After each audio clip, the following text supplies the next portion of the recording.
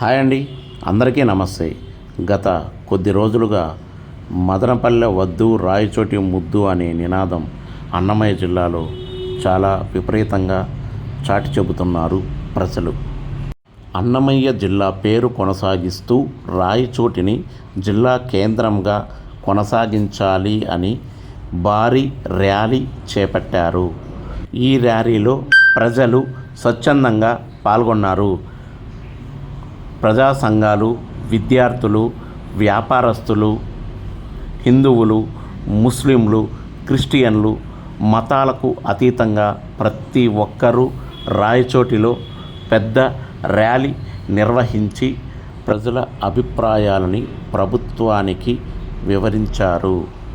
ఇక్కడ రాయచోటిలో ర్యాలీ జరుగుతుంది, మీరొక్కసారి చూడండి.